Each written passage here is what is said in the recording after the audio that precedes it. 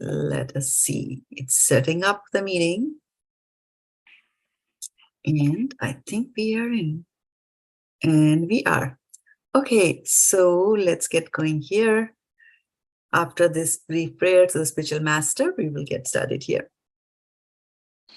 Om Ajnana-timirandhasya Jnana-shalakaya Chakshurunmilitam Yena Tasmai Shri Gurave Namaha. Shri Chaitanya Manobhishtam Sthapitam Yena Bhutale Swayam Rupa Kadamahyam Dadati Swapadantikam Vandeham Shri Gurau Shri Yutapad Kamalam Shri Gurun Vaishnavamscha Shri Rupam Sahajatam Sahagana Raghunatanvitam Tam Sajivam Sadvaitam Savadhutam Parijana Sahitam Krishna Chaitanya Devam Shri Radha Krishna Padan Sahagana Lalita Shri Vishakhanvitam Scha He Krishna Karuna Sindhu Dinabandho Jagatpate Gopesha Gopika Kanta Radha Kanta Namastute Tapta Kanchana Gaurangi Radhe Vrindavaneshwari Vrishabhanu Sute Devi Pranamami Haripriya Vanchakalpatarubhyascha Kripa Sindhubhya evacha Patitanam Pavanebhyo Vaishnavebhyo Namo Namaha. Jai Shri Krishna Chaitanya Prabhu Nityananda Shri Advaita Gadadhar Shiva Sadi Gaur Bhaktavinda Hare Krishna Krishna Krishna Hare Hare Hare Rama Rama Rama Hare Hare Gaur Premanande Hare Hare Gaur. Thank you for joining the call today. Hare Krishna Vindhyavali Mataji Dandava Pranams. So we have asked this question already. What chapter are we doing today? Chapter 6 and verse number is 4. Sutapa already gathered the 500 points that go out every Friday for answering that question. She's getting every Friday. So next question. What did we learn so far from verses 1 to 3 of the Bhagavad-gita? And I hope you have a Bhagavad-gita close by, either electronic or paper. Yes. You do? Yes, Mataji. You do? All right. So let's go there and look at it.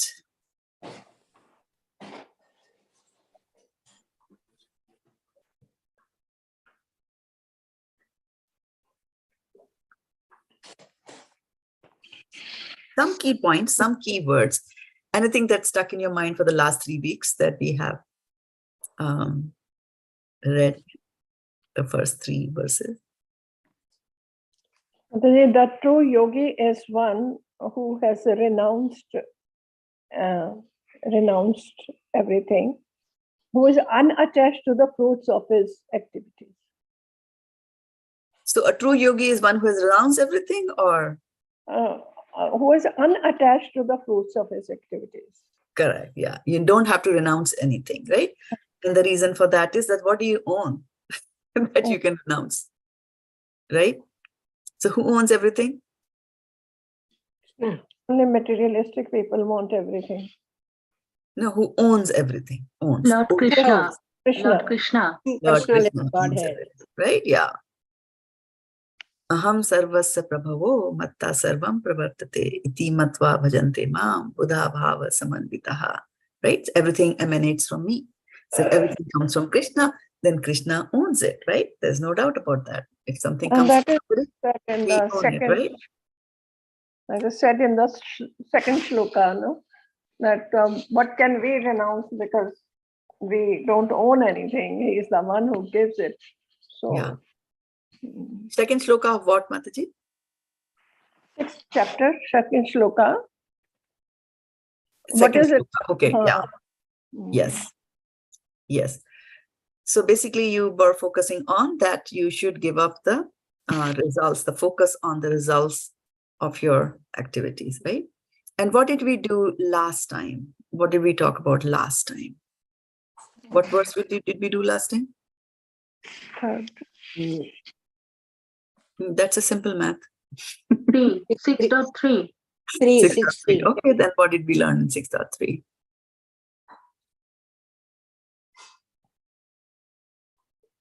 Dhruva Maharaj. Dhruva Maharaj isn't Bhagavad-gita? I mixed everything. You are a Vitamix today. You're mixing Looks like Bhagavad-gita and Bhagavata. mixed everything. Okay, Bhagavad-gita. Happiness is like mirage in that. What is the essence in 6.3? What is he saying? What is Krishna saying? Give me some key words. 6.3. Neophyte, yogi, those who are neophyte in the eightfold. I remembered Mataji because last week I was not very attentive, but I remembered that you are talking about the Ashtanga yoga, Eightfold yoga. eightfold yoga. Is Ashtanga yoga. Okay. And what is 6.3 telling you? It's in front of you, right? You can read it. Work And is said to be the means, and for one who is already elevated in yoga, cessation of all material activities is said to be the means. so in a nutshell, how would you present that in plain English? Okay. One who is unified.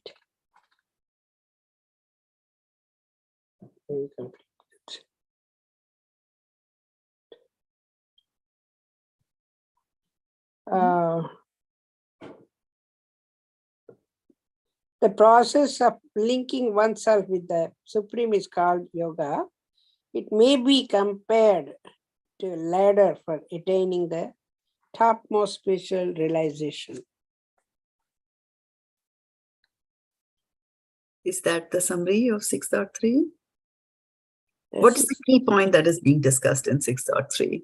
Let's look at 6.3, okay?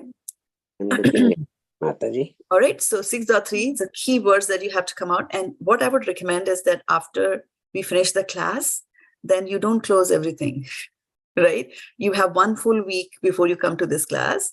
And what you should do is you should read, at least the translations of all the verses that we have done in that particular chapter. This will be a nice way of reinforcing the knowledge that you have acquired. Otherwise, easy come, easy go. We can spend this half an hour and I can guarantee that you will memorize this verse at the end of this session today. But if you don't practice it again, then when I come back next week and I ask you, you will not know that. So it's very important that you have to repeat, keep on repeating, because there are so many other attractions around us that the mind would like to go there. And not only attraction, there are so many other duties also that we have to perform, right? So the key words that I was expecting you, some of the key things that I emphasized a lot in my previous lectures, and I've been doing that, are the two words, yoga-ārūḍhaḥ and anuṣajjate, right? And we said anuṣajjate is one who has just begun, so which is a neophyte in English, okay? And then yoga-ārūḍhaḥ means we were talking about that ladder. So one who has climbed on that ladder. Ārūḍ means to climb something, climb upon something. And I gave the example that you can climb on a horse. What is horse called in Sanskrit? Harshvam.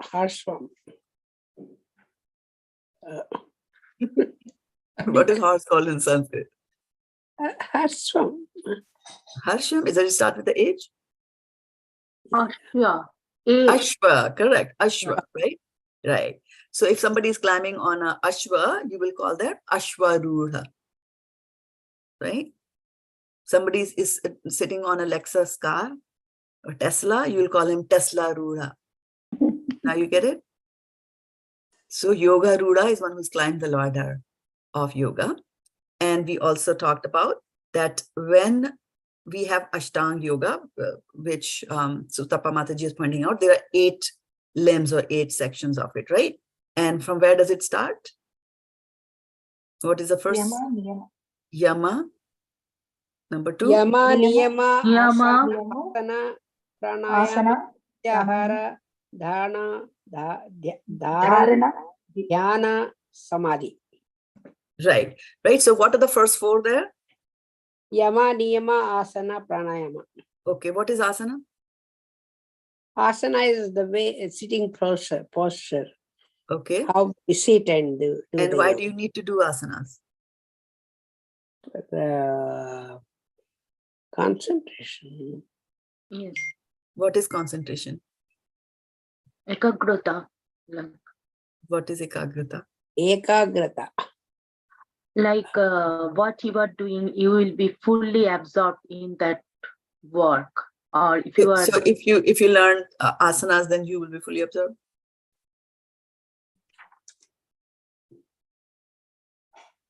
The asanas that we learned, right? Downward dog position, fish position, cat position, cow position, locust, snake position, right? Plow, half plow, full plow, these yoga positions that we have. So if we do that, then we have ekagrata, in complete absorption in God? No. No, that's the correct answer. Afterwards, you have to do pranayama. Right? So asana, you go into postures so that a still body has got a still. The still body will have a still what? Mind. Correct. Right? So these asanas are aids towards controlling the mind.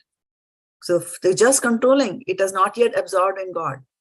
Okay, Yeah. so remember, these are stages that we are talking about in this chapter.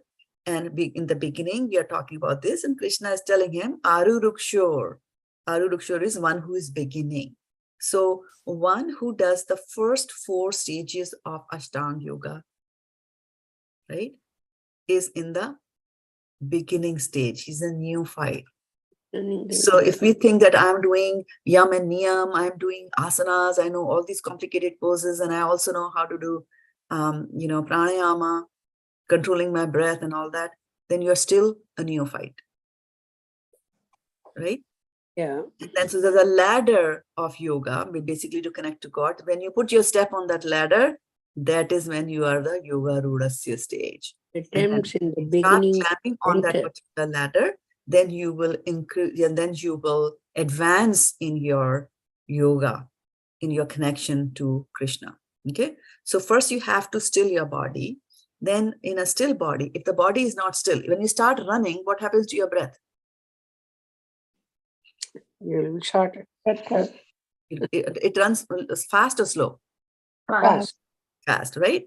And in pranayama, what we do is we try to go and breathe, hold the breath, control the breath, so that when there are stimulations from outside which cause our breath to run faster, then we have learned how to control that and not make it run faster, right? For example, a stimulus from outside could be something somebody says to you and you get angry. Now, when you get angry, what happens to your breath? It increases. It's fast. Right? It goes faster, right? So you have to learn to control your breath, and learn to control your breath. It'll have its effect. Okay. So also remember it this way, that everything needs something to eat, right? To survive. Like your body, your gross body needs food, right? If you don't give food to the gross body, the soul will leave. Similarly, your subtle body, which is your mind also needs food to operate. And what is the food for the mind? It is the breath that you take. Okay. So the more you hold your breath, you'll be able to focus on your mind. That's why pranayama is there to help you control. But after that, controlling the mind, So what are the next 4 in that system? Pratyahara. So what is pratyahara doing? Withdrawal of senses. Hmm? Withdrawal of senses. Withdrawal of the senses. Correct. Yeah. So withdrawal the senses. How do you withdraw your senses? Hare Krishna, Real Prabhu. Hare Krishna. How do to you engage our Huh? to engage our senses for better to engage our senses, Mataji, for the Material thing. You know? is that called withdrawing? Oh no. Like if you're taking your hand Mhm. outside, you're driving in a car and you're taking your hand outside. If I say you withdraw it, what would you understand from that word, from that command or the instruction? Withdraw your hand. What will you do? You will bring it inside. You will bring it inside. That's all you do, right? Hmm. Withdraw your hand doesn't mean now, okay, put your hand on the driver. It's not saying that, right? Withdraw just means that you are going to pull your senses away from the objects of the senses. For example, the eyes are looking for form, right? So how will you withdraw your eyes from the form? Simple step. You'll Close the eyes. close your Close the eyes. eyes. Exactly, right? So pratyahara is basically this. I'm going to close my eyes. I'm going to go to the jungle so that I don't hear anything, so on and so forth, right? So, but also remember that pratyahara is that you're doing a practice. You're trying to withdraw your senses, but Vishaya vinivartante nirharasya dehina rasvarjam rasopyasya param drishtva nivartate. Right? So what does that verse say? That verse says that if you artificially try to withdraw your senses, Vishaya means objects of the senses. Vishaya vinivartante, I'm not going there.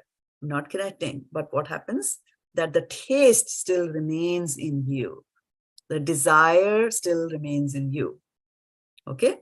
To go after the senses, after the objects of the senses. That's the job of the senses. That's all that they do. They'll just do that. Okay. So pratyahara is you withdrawing the sense. It's a practice. It's a good thing, right? Because later on you want to, close your eyes and then look inside and find Krishna over there. Okay. So all right. So then there is pratyahara. So up until pratyahara, you're still aruṛuksho. You're just a neophyte. Okay. And then you climb the ladder when you go to the next stage. What is the next stage? Dharana. Dharana. Sixth Dharana, dhyan, and samadhi. Right? So dharana, dhyan, and samadhi, those are higher stages. Those are the stages at a yoga-ārūḍhaḥ, one who has climbed the ladder. Now he will start doing it, but it's not jumping the ladder. He'll also climb the ladder in a slow manner. But that's how you go and do the yoga. So today, in yesterday's verse, what he was talking about two kinds of people, the beginners, and he was talking about the advanced. So here, for the beginners, what he says, karma karanam ucyate. So he's saying that for one who is a neophyte in the Eightfold Yoga system, one who is new, right? That is, he's doing yam niyam, like that. Work is said to be the means. And for one who is already elevated in yoga, cessation of all activities is said to be means, right? So what you're saying is that when you're in the beginning, you have to do your work. You have to do your duty. It is important for you to do your duty, right? And then later on, as you advance and you have gotten rid of, everything, then he says that you can cessate, you can finish whatever material activities that you're doing. For example, Srila Prabhupada, of course, he was always an advanced devotee from the beginning. But if you look at his life, he had a responsibility. He had a wife, he had a child, right? Children. But then later on, he took sannyas, which means basically not doing any material activities at all, right? He left because he left for a higher cause.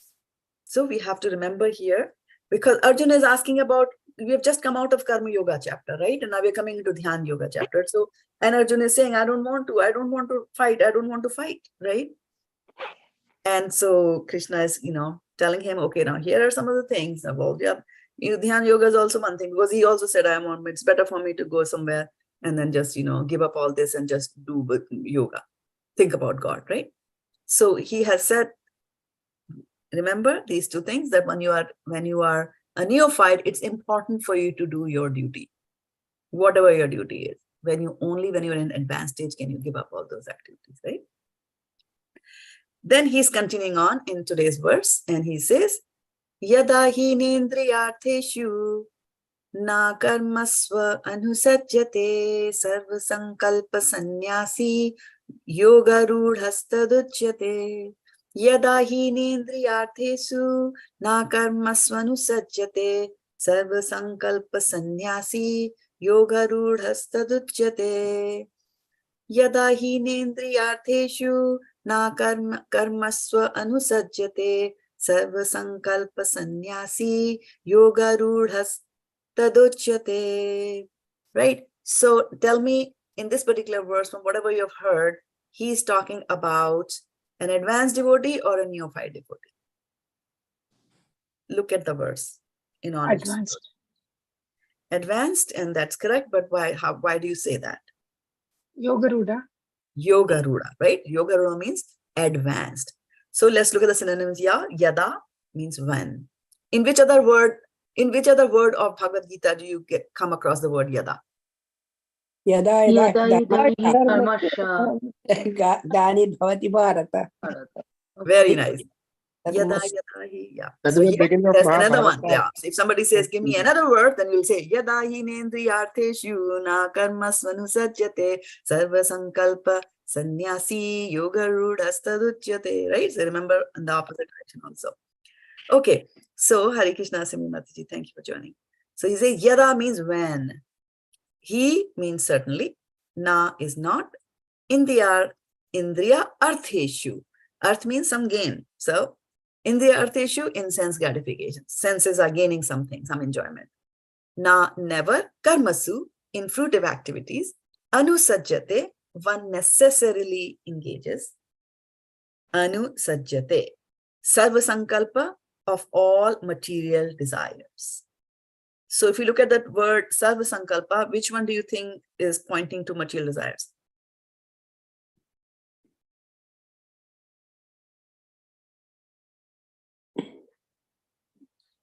So what is it you said, Mataji? Desires?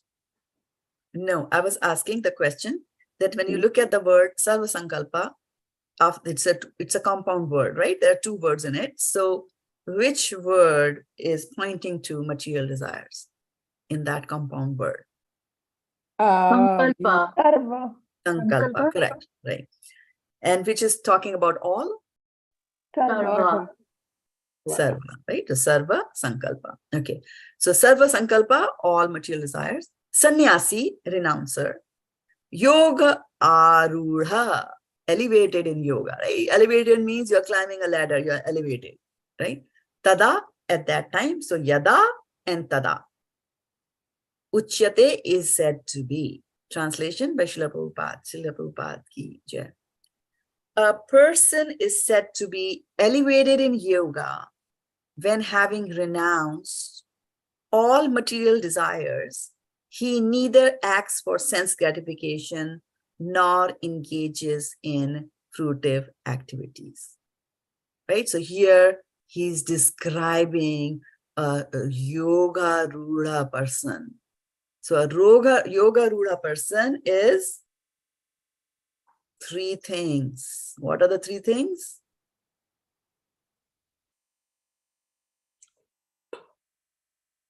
He's Uh, established yes, yoga. He's getting established in the yoga. From this verse, Yoga-ārūḍhaḥ. it is right in front of you. They should have renounced from all material desires. He should Correct? not act for sense Sense gratification. He gratification. should not act for fruitive activities. Engages in fruitive activities. Fruitive activities. Correct, right? So these are the three things staring at us. Okay?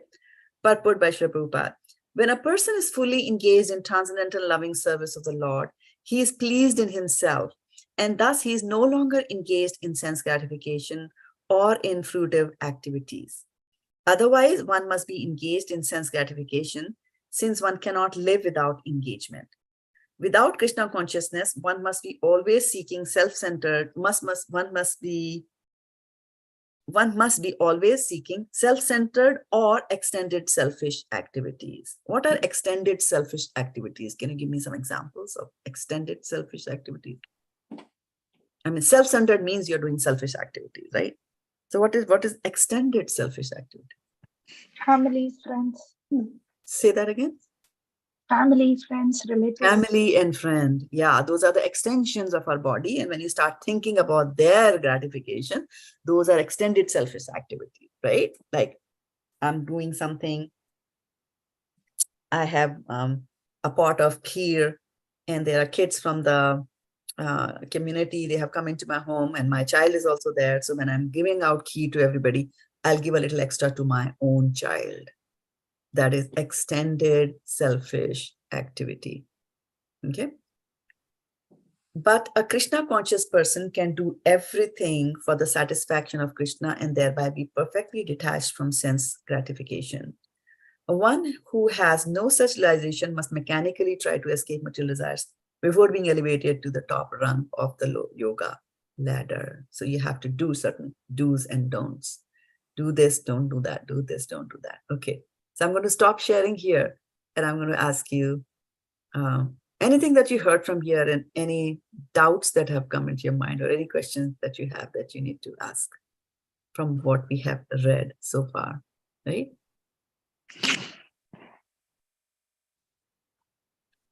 Is it difficult? Is it easy?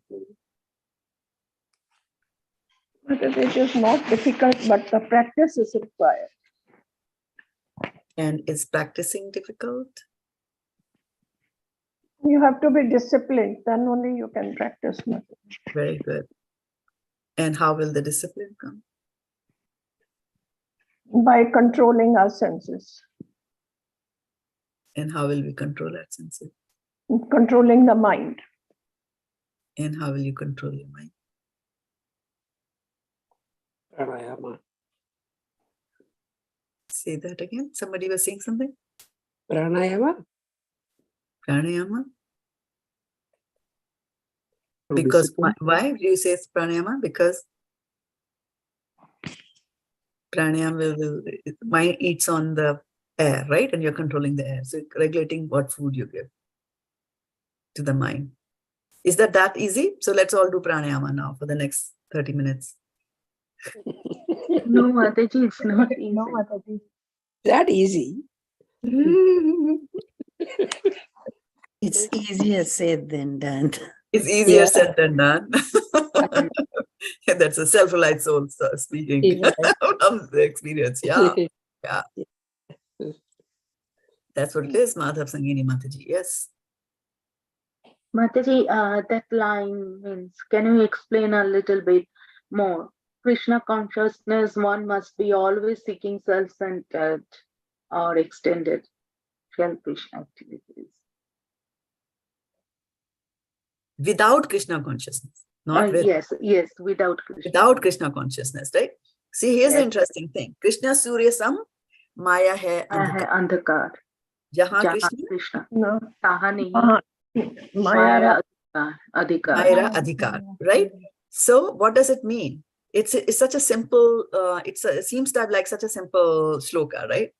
Krishna Surya, very simple also. There's no, Sanskrit and elaborate words that you have to memorize or understand, right? So Krishna Surya Sam, Maya hai Adhikar, Jahan Krishna, Taha nahi, Mayra Adhikar. Right?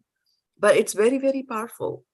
And what it is saying is that Krishna is like the sun and Maya is like the darkness. So wherever there is Krishna, wherever there is light, there won't darkness cannot be there. It is such a simple fact, right? Like if you enter into your home, the room is full of darkness, right? And of course, the science does not accept darkness as a concept or as a thing or any object or a material. Although we use in the language, we'll say, oh, the room was full of darkness. Like, oh, well, but you said darkness is nothing. So they define darkness as absence of light is darkness. So if absence of light is darkness, then how can the room be full of some absence? Absence means zero, right? So we have to really question and scrutinizingly look at what the science is actually teaching you and then rely on the Shastras because they are the right means to get the right source to get information, right? So it says Krishna. So when the room is full of darkness and you enter the room and you flip the switch, the electricity bulb, right? When you flip the switch of the electricity bulb, then what happens to the darkness? goes away. Goes away. Goes away, Light right? comes, darkness goes away. Darkness goes away. So darkness and light cannot stay together. Okay. So what that also means is that, if there is darkness, that means there is no light there also. Not only that where there is light, there is no darkness. Also remember, where there is darkness, there is no light. Right? So then, Satapa Mataji, to answer your question, what he's saying, if a person is not in Krishna consciousness, there's darkness is there, right? So the senses need engagement. They have to be engaged in something. The eyes have to see something. If you don't show a picture of Krishna to the eyes, or Radharani to the eyes, or the gopis to the eyes, then Krishna are going to go and look at Amitabh Bachchan, Rekha, Jaya Bachchan, whoever are the movie stars nowadays, I don't know. Right? Or cricket stars. Nowadays there's cricket match going on in the office. Everybody talks about that, like that. Right? So it's either or. Either you are this, connected to this, or you are connected to that. You can't be connected to both at the same time. Right? In some cases, it could be a little bit of this, little bit of that. And that's a shade of gray, right? It's not darkness, but darkness means that. Does it help you, Satapa? Yes, Mataji. So then you just mentioned one word like shade of gray. So if little bit of this and little bit of that, we should not be in the middle. Yes. Right? Either that side or this side. Yeah. And why? Because if there's a little bit of gray, there's a chance that the black will become more. Right? And then we all are in gray, actually. And that's why we chant to purify ourselves. And when I was asking you the question, how do you control your mind? I was expecting you will give me the answer that you chant. Yes, Mataji. Because mantra, man means mind, and tra means to deliver. So through chanting, you deliver your mind. Just as the pizza guy takes the pizza from Papa John or whatever the shops, Amici's pizza, I don't know what all pizzas are, the round table pizza. So what the pizza guy does, it picks up the pizza from the shop and delivers it to your home. Deliver basically means that. Take from some place and put it in some other place. Similarly, a mantra delivers your mind. It picks up your mind from a lower consciousness and raises your mind to a higher consciousness, elevated consciousness. What did you say for mantra, Mataji? Man means mind, and tra means to deliver. Right? So, and that is what we are doing all the time, 16 rounds.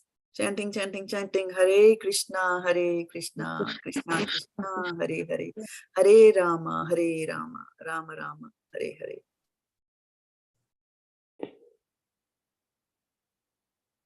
Okay, so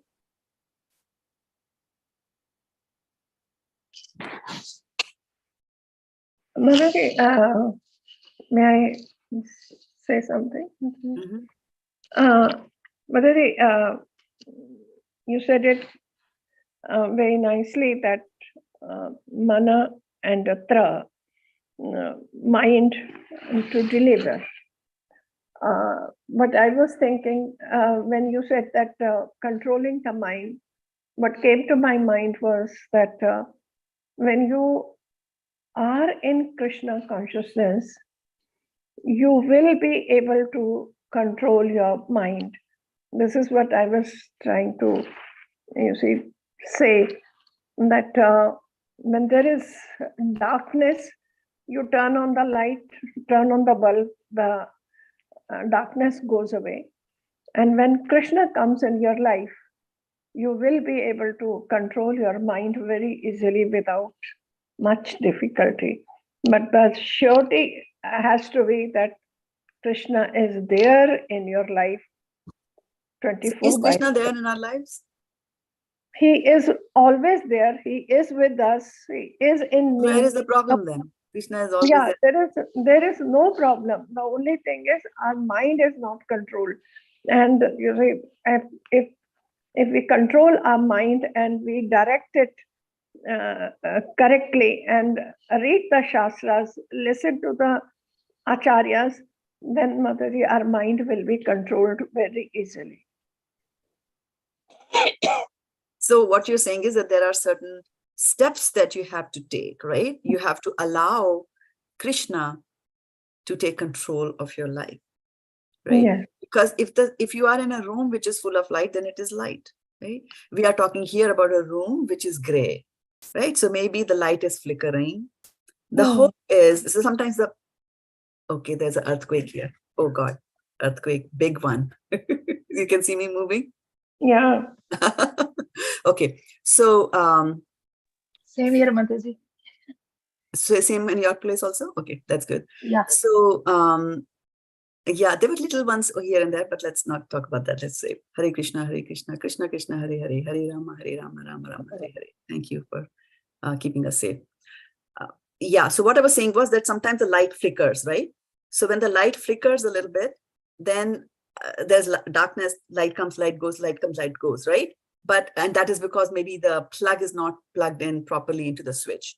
But when you press the plug, tightly secure it, then the light will come there, right? So in the case of a gray thing, what we have to do is we know that the Krishna is there, the connection is there, but the connection is breaking like that. And the process of, pressing that plug into the socket is all these means that you have mentioned, that you should go listen to the lecture, you should go in the association of devotees, you should go to the dham, you should read Srimad Bhagavatam. That's why those are mentioned as the 5 potent items of devotional service, because those are the items that will help you keep the connection with Krishna, right? So the problem is that although we say this is possible, it is easy, it is not easy. I'm going to put my mind on Krishna. It's not easy. Chanting is going to, mantra chanting is going to elevate my mind to a higher consciousness. Well, I've been trying to chant for 15 years now. Mind goes here, there, everywhere. Right? So what is it? Why does the mind go here and there? Why do you think our mind goes here and there? And if this was a problem, that if somebody is saying that, why does my teenage child disappear for 2 hours every evening? If the parent is thinking thinking about this question, what are some of the thoughts that the parent will, or some of the things that the parent will think about to come to a conclusion? So why does my child go away in the evening? Maybe he is in the bad association. It could be good also. Yeah. Mostly bad association. Mind goes away here and there because of some desires and attachments. Correct, right? So our mind goes here and there because of desires. This whole world is based on desires. Okay, so as long as we don't have desires, and that's a very high level of devotional service, very, very high level of devotional service, right? So if we go back to this, to the verse that we are doing today, and look at the verse and see what the verse is telling us today about a yoga-ārūḍhaḥ. And remember, we are not yoga-ārūḍhas. Okay, so it's saying a person is said to be elevated in yoga when, having renounced all material desires, he neither acts for sense gratification nor engages in fruitive activities. Now, this is a very interesting thing.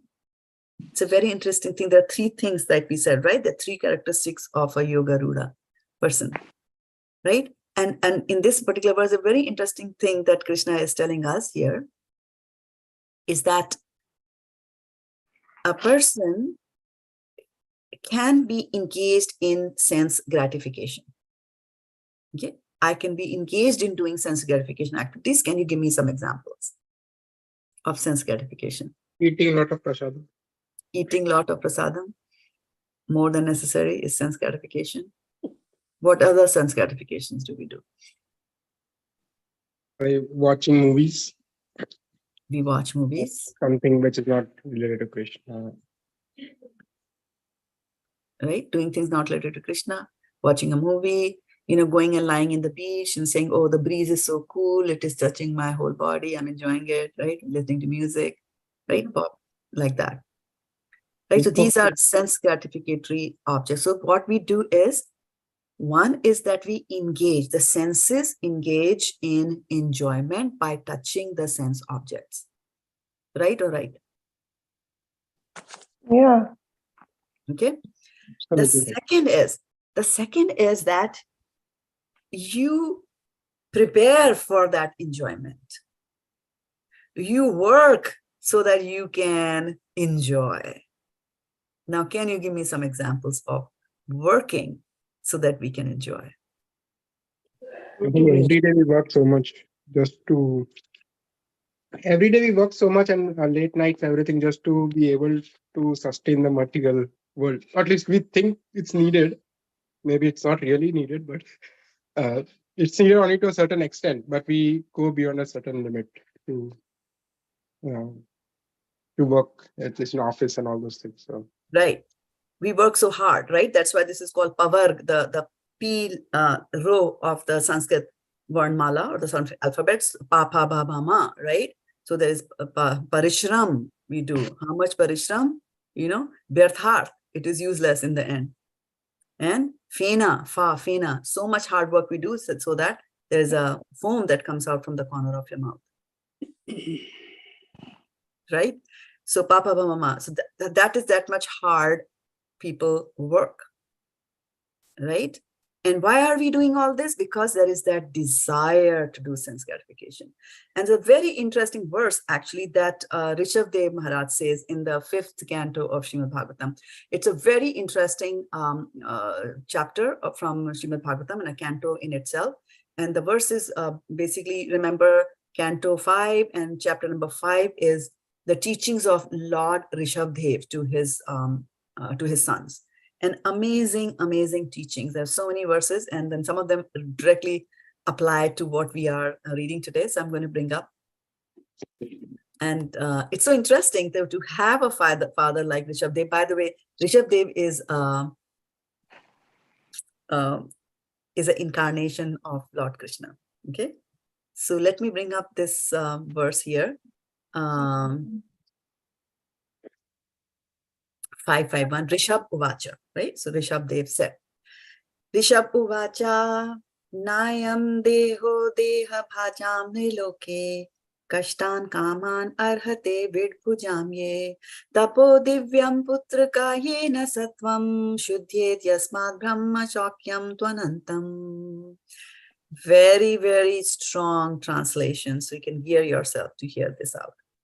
Lord Rishabh-dev told his sons, my dear boys, how many sons did Lord Rishabh-dev have?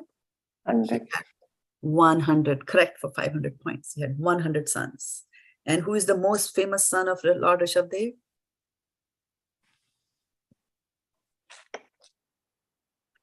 Isn't it Bharat? King Bharat. Correct. So Lord Rishabh-dev told his sons, my dear boys, of all the living entities who have accepted material bodies in this world, one who has been awarded this human form should not work hard day and night simply for sense gratification. And here comes the famous sentence and a very powerful sentence, which is available, clause, which is available even for dogs and hogs that eat stool. This is something to think about. He's saying, do not work too hard for sense gratification. Sense gratification is available even for dogs and hogs, dogs and pigs. Do you agree with that statement? Yes. Nothing. Do you think that the dogs and hogs get things for free? No, they also have to run around, and only the pet dogs may be getting. For that also they have to, beg and give. Do they have to go to a degree to get married? Do they have to become an engineer so that a beautiful squirrel will marry them? Does it happen? Do they have to do that? Do they have to be sent to school at the age 3 and they slog till they are 25? No, right? You want food? Krishna provides food. Krishna provides food for the ant, and he provides food for the elephant also. Right? And if we stick to agriculture, we will also get food, but we don't, right? We come here to the cities and then life is hell, right? So he's saying that, he's pointing out that, if you're going after sense pleasure, if you really want sense pleasure, right? And if you're working hard for sense pleasures, actually, you know what? You could even be a dog and then do a little hard work, as Vashana is saying. They have to run here and there, do a little hard work. But look at them, none of them have to cook, right? Ladies, how many of you really enjoy cooking for the last 30 years? Some days it's like, oh no, what do I cook? Oh, don't know. You ask the family, they say you cook what you like. It's like, I don't know what I want to cook. Same sabji I'm cooking for last 30. Like that, right? So we have to work hard even to cook. And the birds and the animals, the bodies are designed that way that they can eat and digest food as it appears in the nature, right? And food is provided in plenty. Jivo jivasya jivanam. One is the food for another. Food chain, the food cycle, right? So he's saying, do not work hard. If say sense enjoyment is your aim, do not work too hard for that. You know, become a dog, become a pet dog, even better.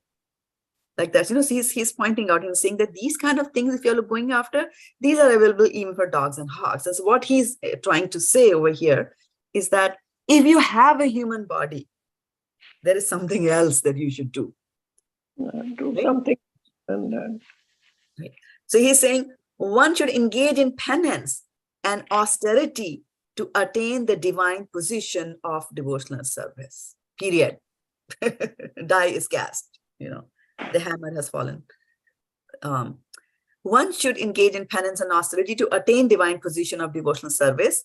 By such activity, one's heart is purified, and when one attains this position, he attains eternal blissful life, which is transcendental to material happiness and which continues forever. Purport by Srila Prabhupada. In this verse, Lord Rishabhdev tells his sons about the importance of human life. The word deha-bhak refers to anyone who accepts a material body, but the living entity who is awarded the human form must act differently from animals. Animals like dogs and hogs enjoy sense gratification by eating stool.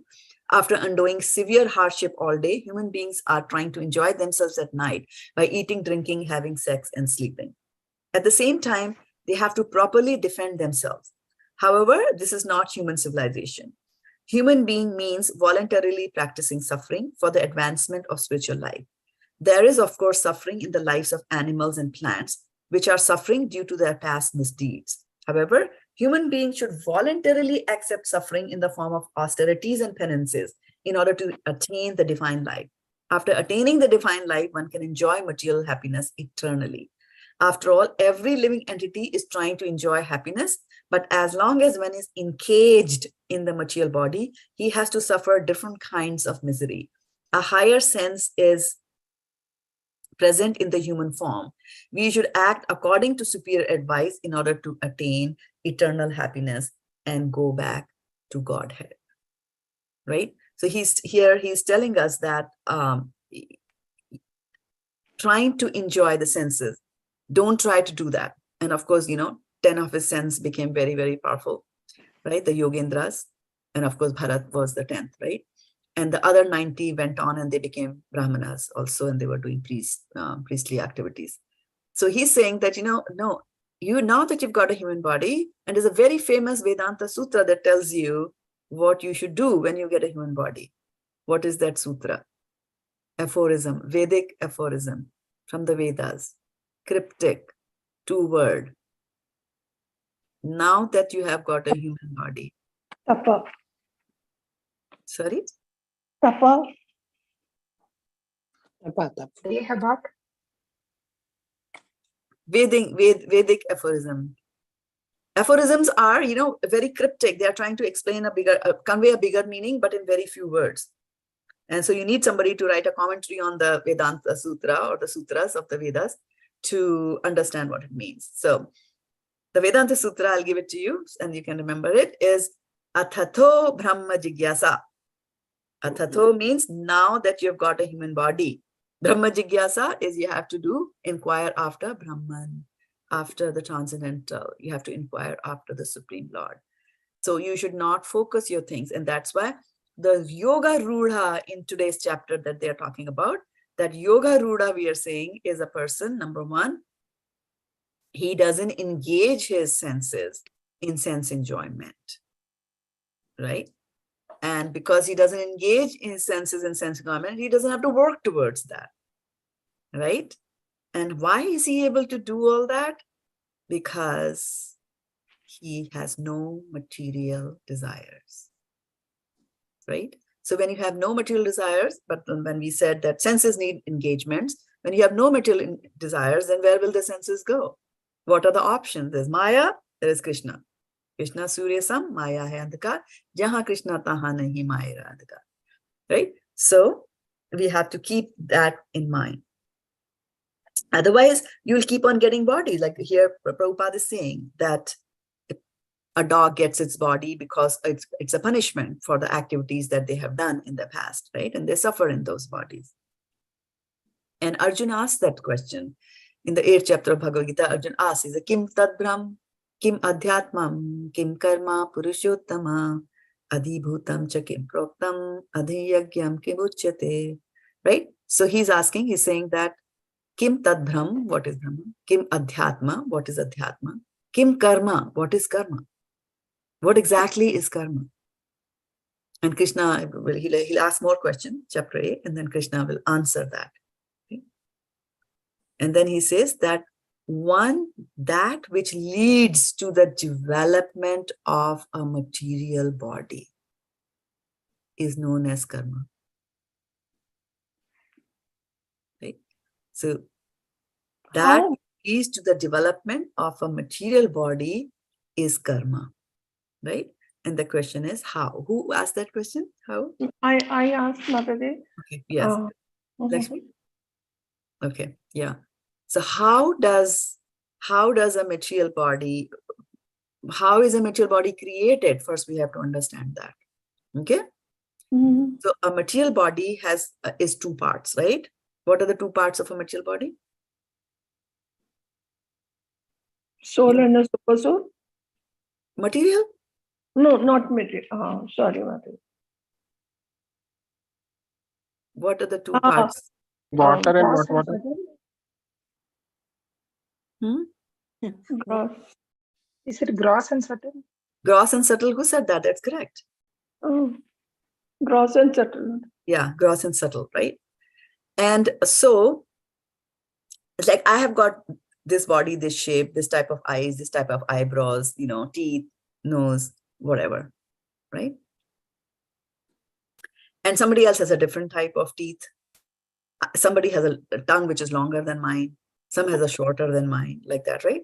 So the bodies are different. And so why are the bodies different? So we have to first understand the construction of a body. The shape of your body is determined.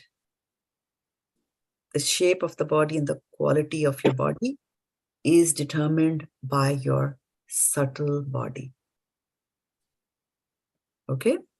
The body that you're having now, even now, and of course your future body, more so the future body, is determined by what is happening in your subtle body. And what is your subtle body?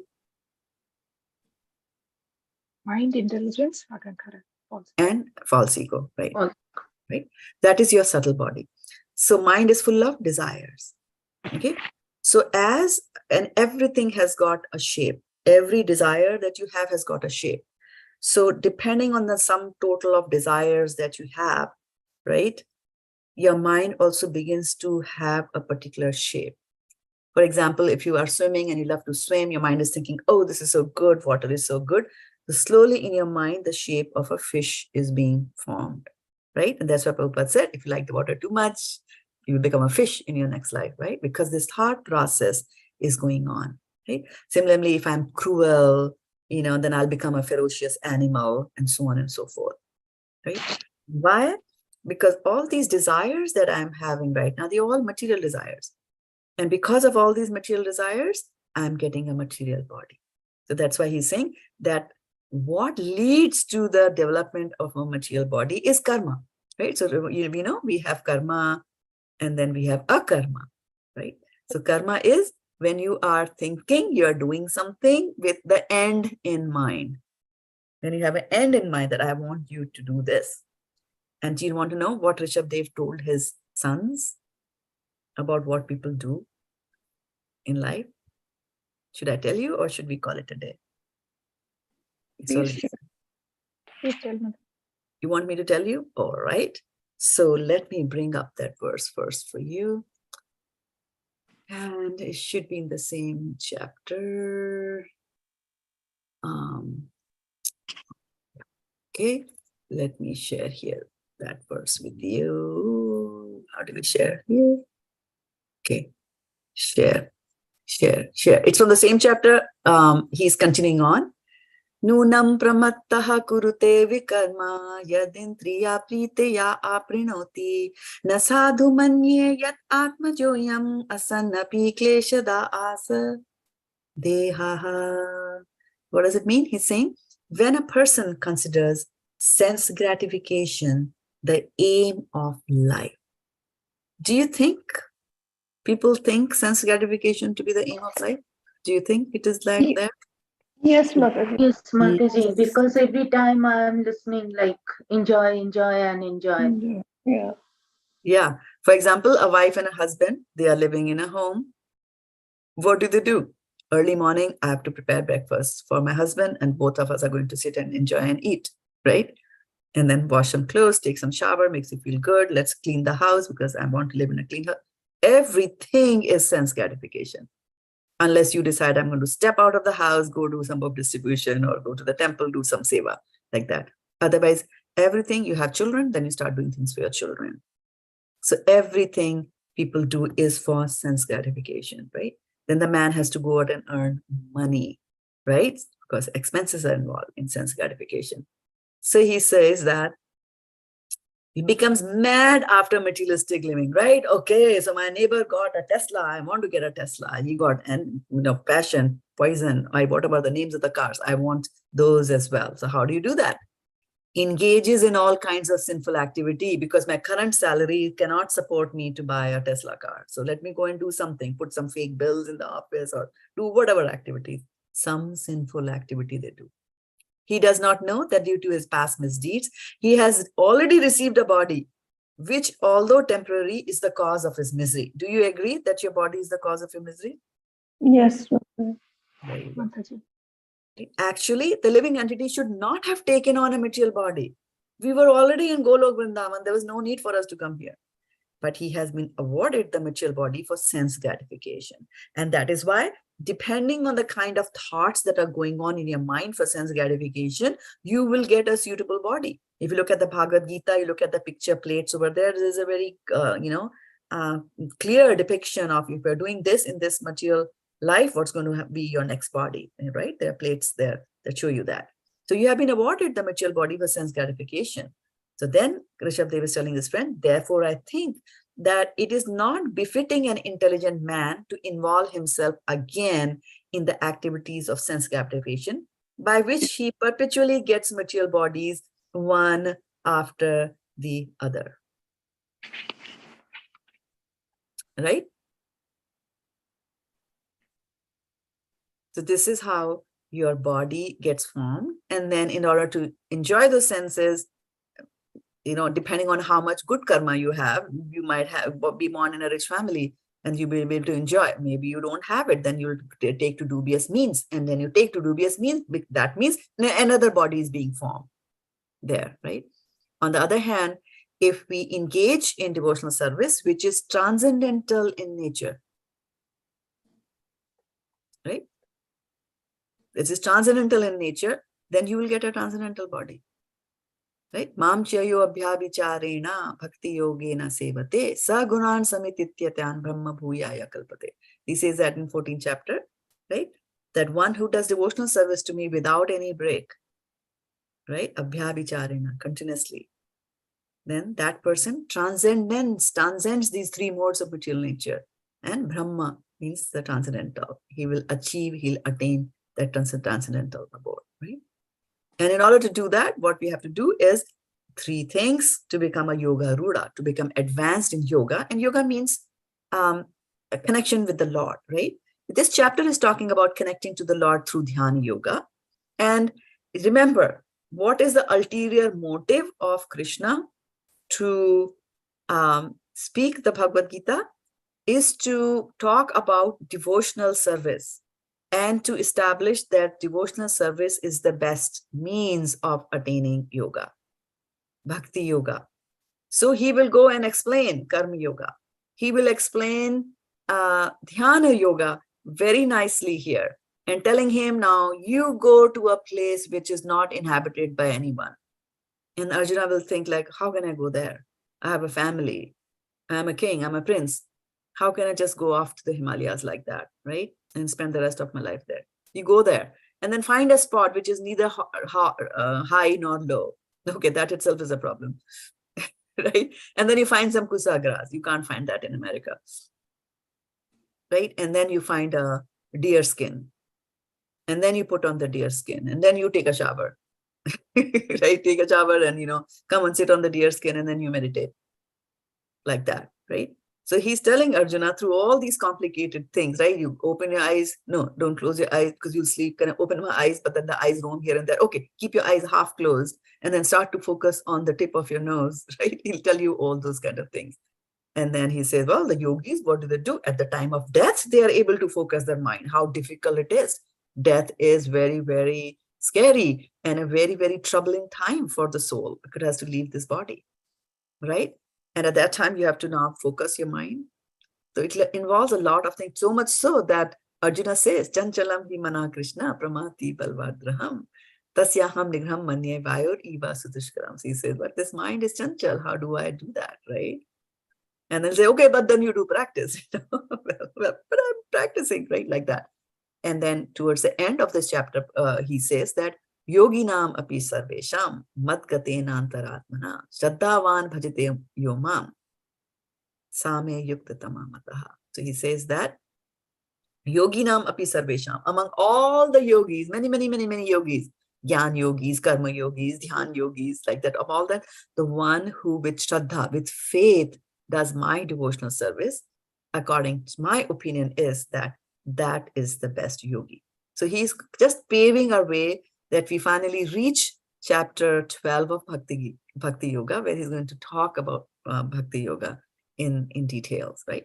But he has to talk about this because, number one, to tell Arjuna that the path is not easy of Dhyana Yoga. He's also telling all of us who are going to come in Kali Yuga, right? And Kali Yuga, the mind is always disturbed. So with our material desires, with the external disturbances that are there, right? With the cell phone that keeps on blinking, right? So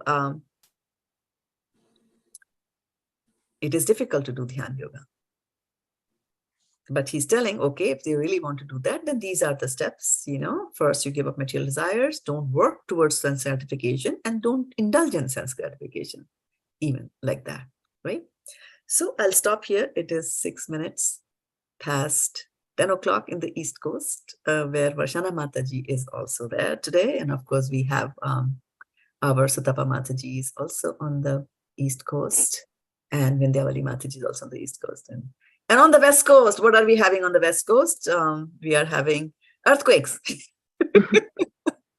Sutapa Mataji, you raise your hand. You have a question? Or Yes, yes, okay, Mataji.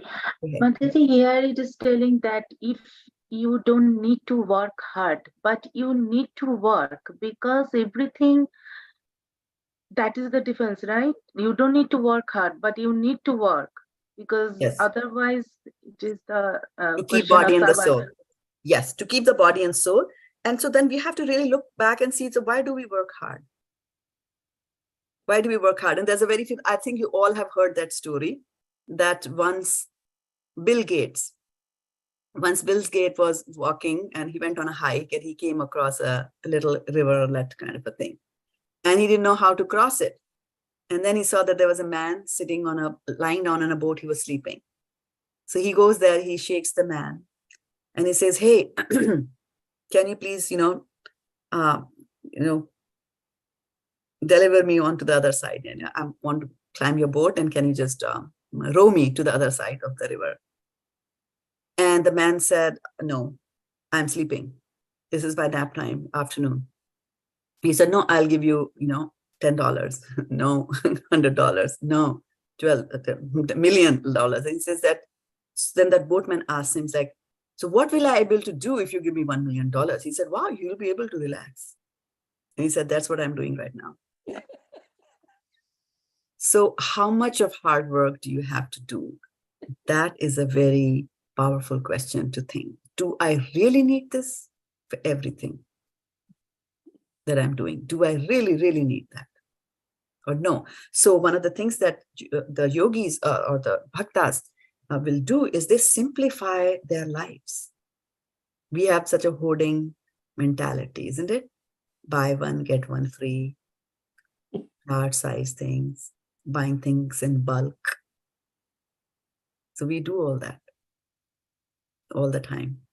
So if you get rid of all these desires, that's also a desire. My desire to live comfortably 10 years from now means that I should buy 1,000 pounds of basmati rice now. And then to store that basmati rice, I need a big storage. Storage has become costly. So now I need to work and get a better job. I got a better job, but the hours are longer. Right? That's how it happens.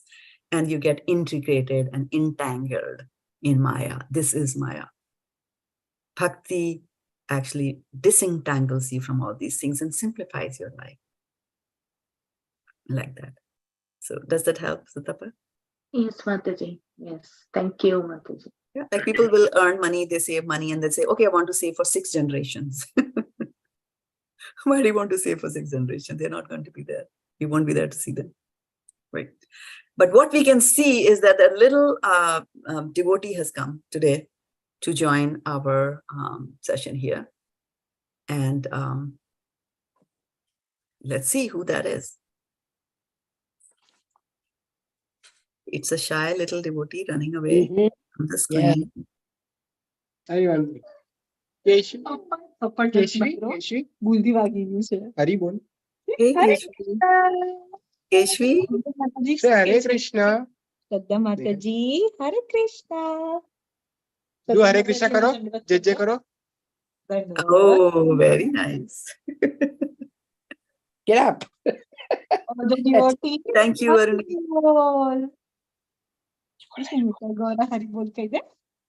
Big girl now.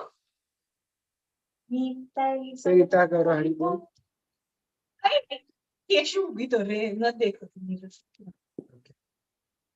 Hare Krishna to everyone. Mataji, Dandavat Pranam.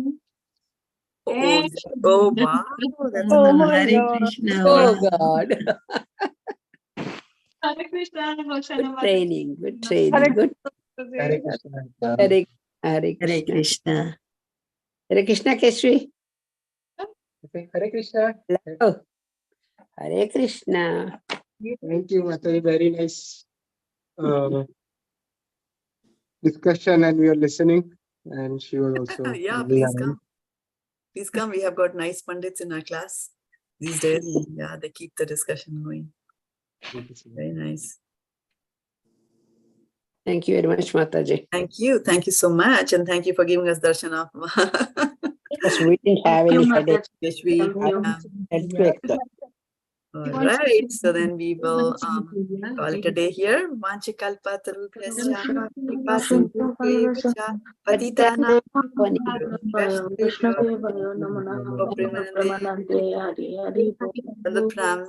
We'll meet on Sunday morning for Bhagavad-gita recitation from first chapter.